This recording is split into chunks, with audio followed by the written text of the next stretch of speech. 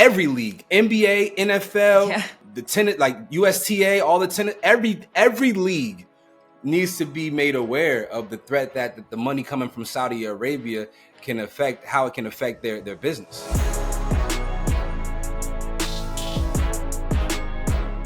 All right, Rodney, we have to talk about this article that you just sent me with this really big flag football game happening in Saudi Arabia. The big story coming out of that is Tom Brady is coming out of retirement to compete in this flag football tournament this upcoming March. Initial reactions to this, and there's some big names also competing in this as well. A lot of big names, current and former players. We got CeeDee Lamb, Odell Beckham Jr., Gronkowski. The list goes on and on and on.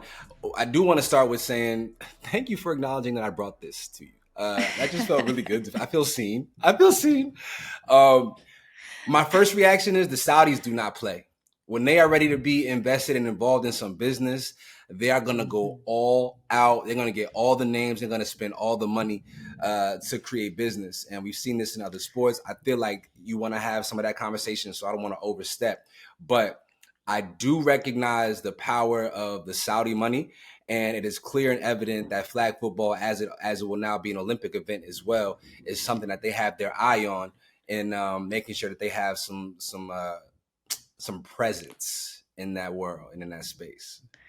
Yeah, I mean, we saw this with golf, with PGA. They came in, they said, okay, we're going to create our own league, the Live Tour, and we're going to pay these players $500 million to come over. And so I really wouldn't be surprised if moving forward, we see them either have somewhat of a league.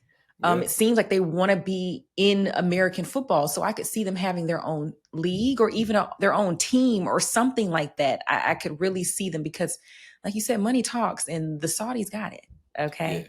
So the Live Tour, and if those out there who are not familiar, man, like some years ago when they first launched, they basically like told the PGA, get down or lay down.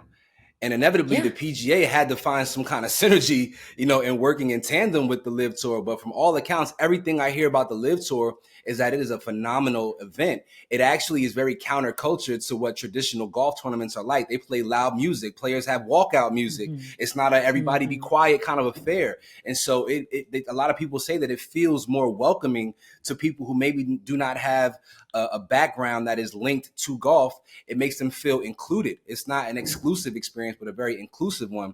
And if the Saudis are desiring to create spaces for the common fan to feel like they're welcomed in sporting events, then that is going to really, really, really do some damage to a lot of these other sports leagues where there seems to be somewhat of a barrier entry, either from a cost standpoint or a cultural one. So this is every league, NBA, NFL, the tennis, like USTA, all the tennis, every league needs to be made aware of the threat that the money coming from Saudi Arabia can affect, how it can affect their business. Yeah, especially because what we talk about all the time in these leagues is contract disputes. Players sitting out because owners don't want to pay. That is not an issue over there. They cutting the check and you're getting it first. You're getting your money even mention on boxing. the front end. We didn't even mention the boxing. They paying everybody for everything. It's wild, man. Was there anybody's name that you saw on this list that you were like, okay? Besides Tom Brady, of course. Was anybody else? I mean, they got like Saquon, they got Christian McCaffrey. I mean, Max Crosby. All of the big names, they came and they wrote the check. Okay, I'm going to go to Saudi Arabia and I'm going to play a flag football game and make millions of dollars in doing so. Tom Brady, though, of course, is the biggest name because Tom can't sit down. He does not want to sit down, Rodney. Like, I mean, he Mike Tyson about to fight. Everything. Mike Tyson about to fight again. Okay. Tom, go ahead and get your. Now, Tom is making a lot of money. Tom, he's at this doing point, a lot of things. Yeah, he about to clear like $1 billion this year, just between the Fox contract, all the endorsement deals. Like Tom is going crazy out here in the streets. He's the new Shaquille O'Neal. Exactly. We know that he's doing the Fox Sports analyst over the weekends. Then we just saw him coaching in the booth, so he's doing that, and he's an owner. He just doesn't want to sit down. It's no surprise, though, that he is a part of this because Fox Sports is a major sponsor of this event. So, I mean, we're already paying Tom Brady $40 million a year upwards of $40 million a year. So you could just go on and Yeah. They also going to have Kevin Hart announce this. Now, my question was, are these NFL teams really about to allow their star players to risk injury by playing in basically an unsanctioned flag football game? If the Saudi money is that powerful where NFL owners are like, yeah, we're going to let that happen, then I am shocketh. I am spooketh. If NFL owners are willing to bow down to Saudi Arabian money and allow their greatest assets to be utilized in somebody else's business and put those athletes at risk, like that's crazy. That is that is the element and a component that I think we gotta. What's up, Pablo Torre? I need Pablo Torre to do some. Pablo Torre. Like the culture of football is you are our property, and we do not allow for you to be in spaces and places that are not really aligned with our end all be all business model. And so I need Pablo Torre to go ahead and do some research on what the hell's going on out here. Yeah, it seems as though they're trying to make way for the 2028 Olympics. Like, we know that flag football is going to be a hot commodity, and we are unsure if players are actually going to be able to compete. If NFL players are going to actually be able to compete, or are you going to have, the guys that actually do flag football compete? And it seems as though, like I said, they're kind of opening the door to see the superstars get a chance to compete in the Olympics. And maybe they're trying to work out all the kinks now. But would you want to see the stars compete in the Olympics, or do you think it should be like the guys that actually do this for a living? Yeah, no, I don't want to see Justin Jefferson running past some 30-year-old British man who ain't never played organized football a day in his life. You don't think that they... Again, no disrespect, but I don't want to see our NFL athletes dominating the rest of the world in a sport that they don't even play. They don't even play these sports anywhere else. So even if they dominate in this round robin tournament in Saudi Arabia? No, I don't want to see it.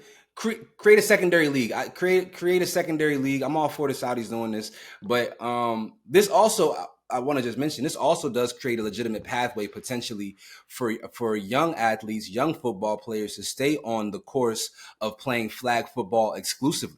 Right? Because there are a lot of young sports leagues now that do not do tackle football. But obviously that there's a threshold there. There's a ceiling there. So if there are legitimate leagues and investments being made into the world of flag football, now we have an entire new product category that is legitimized by such a financial backing. And that's also something that is compelling, because flag football, as you know, is not just for young boys.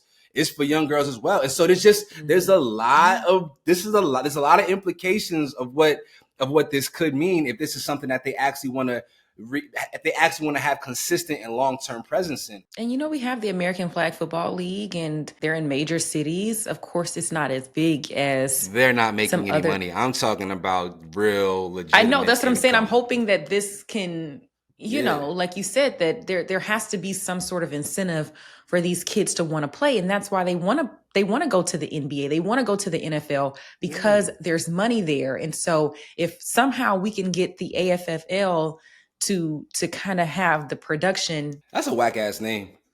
AFFL. I don't want to play in the AFFL. That sounds crazy. I'm not going to lie to you. It doesn't sound like a place where my greatness would shine. I don't know. I'm just saying. I mean, you might need to go over there.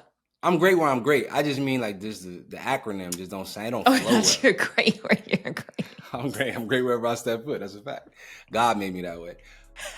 Y'all let us know your thoughts on this new flag football league out in Saudi Arabia. How do you feel about Tom Brady and so many other stars taking that Saudi money to play flag football? Let us know your thoughts in the comment section, man. And please go and click that link in our description box for our newsletter. We got you covered on all the things happening in sports this week, last week, and the week before. Yeah. We also need some hair tutorials too. We got to figure out how you be having all of these swoops, your parts be so precise, and it's just, we got to include that. What's crazy is tomorrow, I'm about to go get my hair done. I'm about to cut it. So, it's not going to be that short. It's not going to be like a pixie. It's going to be a bob. But yeah, y'all see it tomorrow. All right. We appreciate you.